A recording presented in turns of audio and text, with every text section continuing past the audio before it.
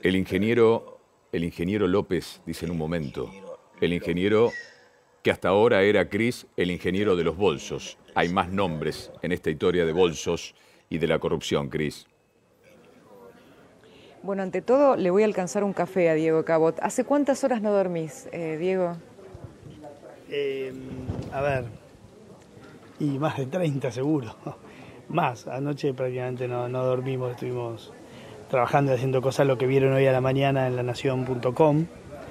Y creo que yo me tiré 40 minutos, así que un baño y de vuelta a la redacción. Así que un día largo. Unimos 2 días. Unieron 2 días, pero también recién le preguntaba si tenía contabilizado el tiempo que había llevado esta investigación. Me dice, fue desde el 8 del 1 al 1 del 8, ¿no? En ese círculo de números. Y quiero que me lleves precisamente al 8 del 1, cuando llegó este material con los 8 cuadernos, Diego, y con lo que te encontraste. Sí, para mí, imagínate, fue una absoluta sorpresa, digamos. Nunca me imaginé que me iba a llegar Primero no sabía que existía un registro tan minucioso de lo que había sido uno de los recorridos, millonario por cierto, pero uno al fin de los recorridos que se hacían recolectando dinero durante el kirchnerismo. Recordemos que esto es motivo de cantidad de leyendas urbanas que tanto vos como yo conocemos, ¿no? Entonces era encontrar como una pieza que amalgamaba, unía todo aquello que tantas veces habíamos escuchado y que obviamente muchos nos habían contado en off, ¿no? Muchos protagonistas que hoy los vemos ahí. Ahora, ustedes a partir de eso, ¿qué decidiste hacer? Porque te encontraste con un montón de lugares, de anotaciones, de números, de citas textuales, pero vos tenías que llevarlas a un nivel de veracidad. ¿Qué hicieron para tratar de comprobar lo que tenían ante los ojos? Lo primero que hice yo fue leer, ¿viste? Es como cuando te comes una serie de Netflix en un domingo, ¿no? Yo conocía a casi la totalidad de los personajes que estaban mencionados ahí por los años que había transcurrido cubriendo estos datos, o estos temas. Entonces, lo primero que hice que claramente fue leer, y ahí inmediatamente entendí que solo no iba a ningún lado, digamos. Hay una limitación de tiempo, de capacidad, de miradas, que vos necesitas nutrir este tipo de cosas con alguna otra mirada. No es tan solitario, no debería ser tan solitario un trabajo periodístico de este tipo. Cuando vos viste el relato minucioso y sentiste el asombro de un registro laborioso del minuto a minuto de la corrupción, ¿no te preguntaste por qué el chofer decidió llevar adelante esta bitácora de las coimas? Sí, me lo pregunté y en realidad vos sabés que siempre me pregunto este tipo de cosas porque cuando alguien te cuenta o sea, cuando alguien viene por alguna razón o por alguna motivación y te cuenta una noticia en off, con la cual vos muchas veces cerrás o completás la ficha que te faltaba o en realidad empezás a tirar el primer hilo de una futura investigación, siempre te preguntás por qué a alguien se le ocurre contarme esto a mí. Digamos, que no es que me llegó porque yo lo encontré en una plaza. Yo, quien me entrega sabía exactamente quién era yo. Y las motivaciones tienen que ver seguramente con diferentes cuestiones, en algunos casos mucho más humanas y que obviamente me escapan y que yo las miro con el sesgo periodístico que tengo, ¿no? Pero las motivaciones por las cuales alguien decide confesar algo, desde un delito, muchas veces hasta un off, que es básicamente una confesión, o decide, en este caso, tomar nota minuciosa de lo que hacían sus jefes, porque él no era el poderoso en ese auto, era quien manejaba, ¿no? La verdad que son tantas, como personas hay. Yo me lo pregunté, obviamente, pero nunca llegué a una respuesta. Hoy en la redacción con Rodolfo hablábamos también de ese momento en el que a él le da de regalo una de las valijas donde había visto cómo se transportaba $4 millones y se las da el propio Barata de regalo a la valija. Seguramente Rodolfo también tiene preguntas desde el piso, porque hoy nos encontrábamos con esta disyuntiva de todas las decisiones que tuvieron que tomar ustedes, que tuviste que tomar vos para seguir adelante con la investigación ante la maraña de datos. Rodolfo, acá te escucha también, claro, Diego Cabot. Pensaba, es el día de parir, ¿no? Hoy, para un periodista con tanto detrás, ¿sí? Con tantos meses, es un día muy particular. Ahora, un auto. ¿Cuántos autos Y se puede hacer el cálculo en estos meses de investigación. Este es un auto. ¿Cuántos autos son? ¿De qué dinero y magnitud total podemos hablar? Mirá, a ver, nosotros, sí, obviamente esto es un auto y es un funcionario o un grupo de funcionarios, obviamente muy cercanos a Debido y que manejaban todo lo que tiene que ver con la obra pública, te diría energética, por ponerle, digamos, un sector a ese grupo de empresas y de funcionarios que estaban involucrados. Y después tenés otra cantidad de sectores que pasaban también por el Ministerio de Planificación, bueno, obviamente transporte, Jaime preso, obra pública con López también detenido, y la pregunta es, digamos, ¿cuánto, no? Es lo que todo el mundo te dice. Yo lo que te puedo decir es cuánto por este auto. La suma, si vos haces la suma de los asientos con lo que está determinado, uno lo leían recién ustedes, que hay un detalle relativamente concreto, ¿no? Decía $800.000 más, algo así que lo acaban de leer ustedes en el piso.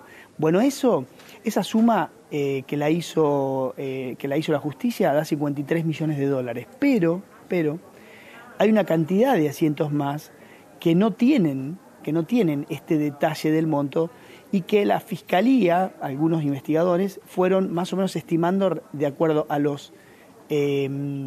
algunos anteriores o a otros posteriores, de acuerdo a cuánto le daban más o menos en ese domicilio. Y a la cifra que llegaron es a unos $160 millones que se trasladaron durante 10 años solamente en ese auto. La pregunta de cuánto es, la verdad que es imposible de saber, ¿no? Pero Diego, cuando ustedes reciben los datos, vos empezás a hacer chequeos con la realidad de lo que se mencionaba ahí y llegaste a encontrarte con varios empresarios. Contame de algún encuentro que de alguna manera te terminó mostrando en tu cara los dos lados de la moneda, el del ocultamiento y el de la revelación, el de la verdad cuando se veía descubierto.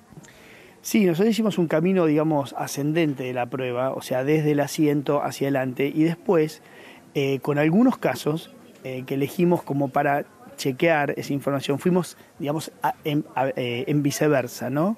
O sea, empezamos por el pagador hacia adelante, a ver si el pagador había pagado ese día, o sea, como una contraprueba sería. Algunas me encontré con uno y decidí hacerlo, esto también quizás es para que algún psicólogo lo analice, pero decidí hacerlo, lo cité en el mismo lugar donde él se encontraba con otros personajes de aquel momento a realizar o a financiarse o a armar todos estos negociados. Todo eso con datos que vos tenías de la bitácora del chofer. Claro, con datos que yo tenía, entonces yo le dije, ¿conocés este lugar? Y me dice, sí, creo que alguna vez vine. Ah, mirá vos. Le digo, viniste tal día, tal hora con tal, viniste tal día, tal hora con tal.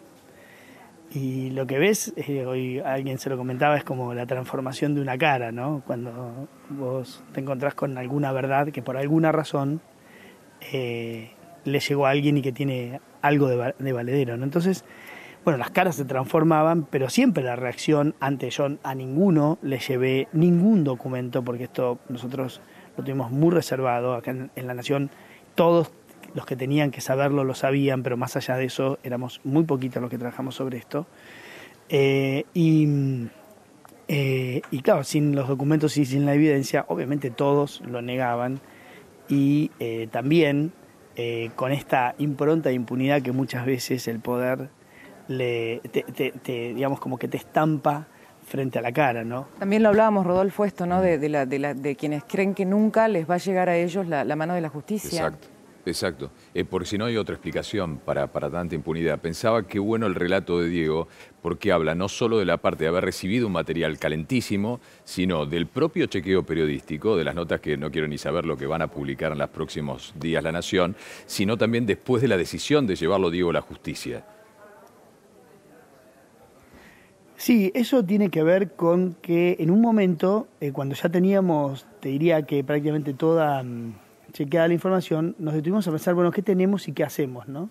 Y eso es una decisión bastante personal, más allá de que nosotros, y yo personalmente, siempre sentí un apoyo enorme en La Nación, con quienes hablaba, con algunos hablaba, te diría que semanalmente, cómo iba todo este tema, pero una decisión de decir, bueno, ¿qué tengo? ¿No? Tengo una historia para abrir el diario el domingo. Abrir el diario sería hacer la nota más importante o hacer una gran producción web. Sí, obviamente eso lo teníamos, pero la verdad es que hoy ese tipo de noticias son fagocitadas por la ideología con la que se mira todo, ¿no? Entonces creíamos que iba a ser relativamente pequeño respecto del todo que teníamos. Teníamos también un guión para una ficción, aunque te parezca mentira, el relato es muy bueno y podríamos haber construido de esos recorridos posiblemente algún material de ficción, pero era básicamente perder toda la posibilidad periodística, era no hacer periodismo.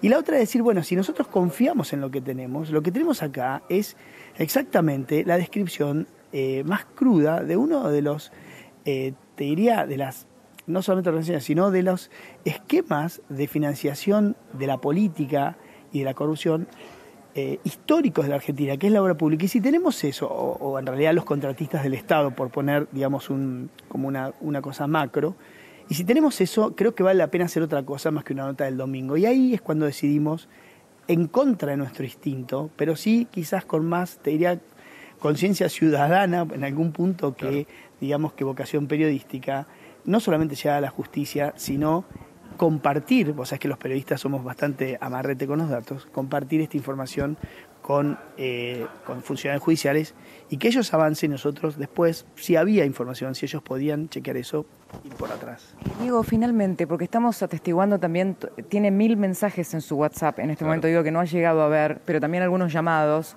En Argentina se ha dicho mucho que no se logró darle y ponerle ritmo a la investigación de la obra pública como había pasado en Brasil o en otros países con el caso Odebrecht.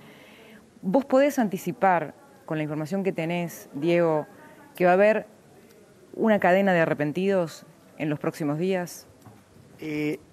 A ver, es difícil saberlo. Yo lo que sí creo, y esto es más percepción que información, porque ahora está el secreto de sumario y nosotros lo vamos a respetar, obviamente. El juez avanza por su cuenta y el fiscal también. Yo creo que las fidelidades en algún punto se terminan y no veo demasiado, digamos, te dirías, sedimentado, solidificado esa cadena de fidelidades que hacen o que hicieron posible que esto nunca saliese a la luz. Ahora, con la libertad, digamos, bajo amenaza para algunos y con la prisión de aquellos jefes de esta banda, como dice la justicia, me parece que va a ser, digamos, una cadena de ruptura de fidelidades. Por lo tanto, puede ser que estemos frente a un caso donde mucha gente se quiebre. Muchas gracias, Diego Cabot, que investiga a Julio De Vido desde el año 2005 y que publicó ya un libro llamado Hablen con Julio en el año 2007, cuando todavía era un todopoderoso.